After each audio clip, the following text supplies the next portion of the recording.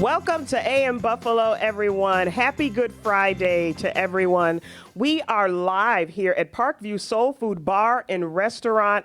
My name is Mercedes Wilson, and when I say we, ma'am, what is your name? I'm Naila Ansari, and I'm so excited to be here with you today. So all week, while Emily is out, we have had some of the coolest people hanging with us in Western New York, and Naila is one of them. I'm glad I'm a cool person.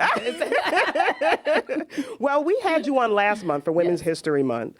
Tell everybody why, because we're going to let them learn a little bit about Naila. Yeah, so I'm a professor at SUNY Buffalo State University, and I was on last month because I was the first director and choreographer, woman and black woman, at Shea's Performing Arts Center for their first production of Once on This Island. So I made history here in Buffalo. You made history. Okay, so talking about history, let's go back a little bit. How did you get to where you are? Because you are an amazing performer. Yes. You're a mom. You're a community actor. I mean, Yes. take us back, Naila. Oh, well, it starts with my journey. I was 2 years old and I actually started at Miss Barbara's School of Dance. And I actually hated dance, which is really funny, that I ended up becoming a performing artist and dance kind of being my vessel into the world that I'm in now. But I've always been someone that's been a community-minded person that's always gone to the local dance studios.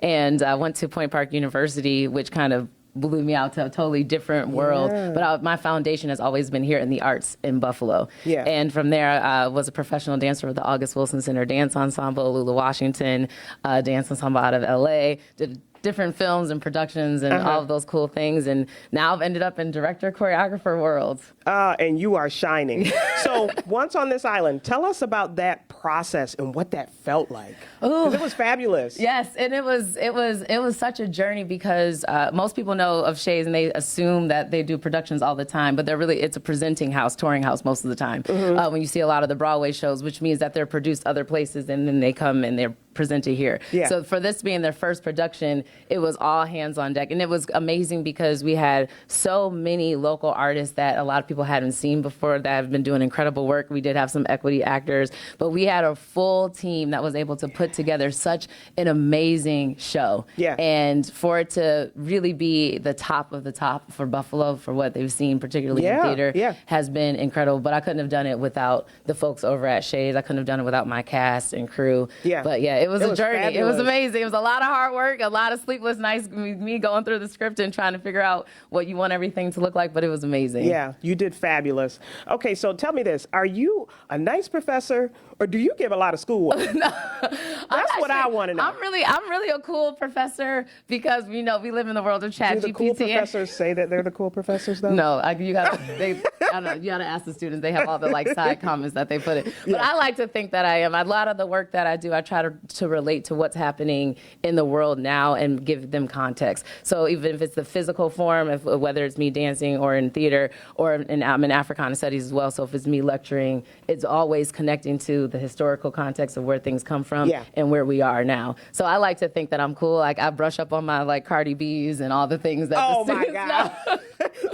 so you can speak their language, I speak their language pretty well. Oh my gosh. Okay, and then she has the cutest son ever. So I met Noah doing Recipes for Life. And let me tell you, this little man would not even talk to me. I had to talk through Dad to talk to him for him to cook the pancakes with me. It was the cutest segment ever.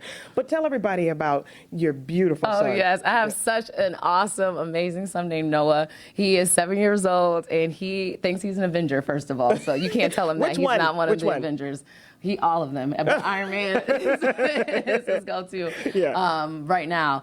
But he loves everything outdoors, and I love that because we're in such a world now where we tend to get on our gadgets, particularly younger folks. But if you ask him, do I have an iPad or outside, he is outside all day. So he's just the most loving kid. He loves playing with other kids. He's an only child. So, he always had I always get nervous sometimes about the social world, but he's way more social than I was, and I had two other siblings. Well, he wouldn't talk to me, Naila, so. That was maybe he's a little shy, but he's out there. But if maybe 21 and younger, he'll be social. I was going to say if I was younger, right? If I was younger. Okay, so we are here at Parkview, and we're going to be talking soul food and fish fry. But there's also some sides that we have, Naila. We have the mac and cheese. We have the collard greens. We have the cornbread. I'm so ready. And we have yams. Yeah. What's your favorite soul food? Oh, yams and green beans and catfish. I said one. Okay, sorry. I can't do one, but catfish. Okay. I'll do Okay, catfish. I'll do Okay. catfish. All right. So y'all are in for a treat because we have soul food. And we have fish. Oh my gosh! And y'all, Are it you smells ready? so good. I wish y'all could smell it on TV. We're gonna describe it to them as we try it. So it'll be like a smell-o-vision. It'll be like a smell-o-vision thing. Smell-o-vision. Yes, yes, yes. You'll be able to taste it. Yeah. Okay, so I have to ask, what's your favorite thing to do in Buffalo? What do you love about the city of Buffalo? Well, actually, I love going to different restaurants. So it's amazing that we're here at Parkville Soul Food because this is one of the things I love to do because I don't get out often. I work a lot. So anytime I can get good food and find the different places, particularly when it's nice and warm and just kind of like restaurant hop, that's my one of my favorite things to do Do you have here a in favorite Buffalo. spot?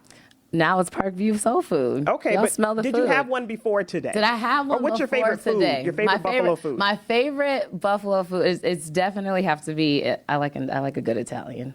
Okay. I like thought a you were good going to say like Italian. chicken wings, because chicken wings is my favorite. I was going to say, don't say the wrong chicken wing spot. So, that's why I couldn't do that because I don't want to mess. That's too complicated in Buffalo. Yeah. But you do blue cheese, not ranch, I do. right? Oh yeah, absolutely not. When I went to school in Pittsburgh, someone tried to give me ranch, and I was like, "What is this?" And Not we in had a whole Buffalo. conversation that you cannot do ranch with So Buffalo she wings. represented Buffalo no matter Yes. where you went. No matter where I went, I represented Buffalo very strong with blue cheese. Yeah, thank you. Thank you, Naila, for hanging out with me today. So stay with us because up next, you get to see the fish fry and all of the delicious food we have. Stay with us. You're watching AM Buffalo.